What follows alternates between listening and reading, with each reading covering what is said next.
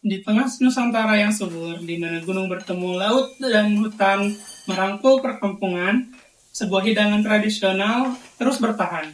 Sebuah tumpeng, sederhana dalam bentuknya, namun menyimpan kisah yang panjang mengenai hubungan antara manusia, alam, dan tradisi yang telah diwariskan selama berabad-abad.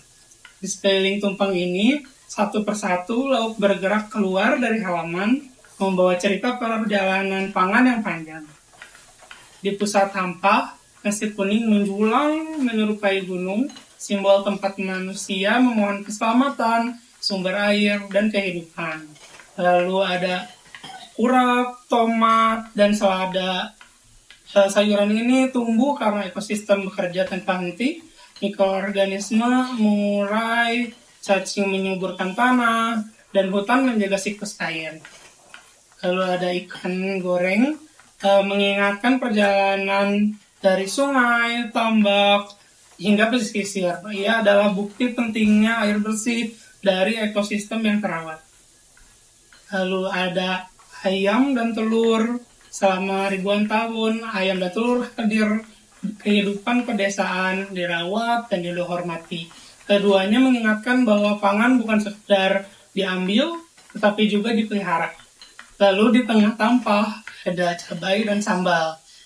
Menyala muncul dalam wadah kecil, petanda bahwa pangan bukan sekadar kenyang, tetapi juga rasa, semangat, dan kehangatan hubungan manusia. Lalu ada perkedel, sederhana dari kentang dataran tinggi, tumbuh di tanah vulkanik, kaya mineral, menunjukkan kreativitas mengolah umbi menjadi hidangan yang lembut, hangat untuk keluarga.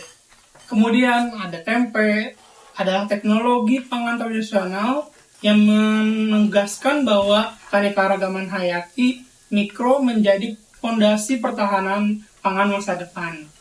Lalu ada mie goreng, jejak persilangan budaya lahir dari perjalanan rempah, perdagangan, dan migrasi. Kisah manusia yang selalu beradaptasi dan berbagi rasa. Namun di balik semua ini, sebuah pertanyaan muncul. Mampukah keberagaman ini bertahan? Pertahanan pangan kini menghadapi tantangan serius. Perubahan iklim yang menggeser musim tanam, degradasi tanah, hilangnya varietas lokal, hingga rantai pasok yang melemahkan akses protein. Ketergantungan pada sedikit komoditas pangan ini semakin rapuh menghadapi krisis ini. Lalu, tumpeng ini menunjukkan bahwa sistem pangan menjadi kuat karena keberagaman. Dan setiap bahan ini hadir dari ekologi yang berbeda, seperti sawah, ladang, kebun rumah, pesisir, dan fermentasi. Tahanan pangan bukan hanya soal jumlah, tetapi kemampuan variasi pangan, merawat tanah dan hewan, mengelola air, dan melestarikan pengetahuan kuliner. Ketika satu sumber terganggu, maka yang lain dapat menopang. Ketika semua elemen ini bersatu dalam satu halaman popak ini, kita melihat lebih dari sekedar makanan. Tetapi kita melihat semesta yang perlu kita jaga, semua saling melengkapi dan mengingatkan. Mengingatkan kita bahwa pangan itu bukan sekadar isi piring, tetapi perjalanan dari bumi ke tubuh kita. Lalu tumpeng ini adalah dunia miniatur yang hubungan antara manusia, alam, dan kearifan lokal yang bertahan melawan waktu. Perjalanan ini hanya berlanjut jika kita merawat air, tanah, hewan, pengetahuan, dan tradisi.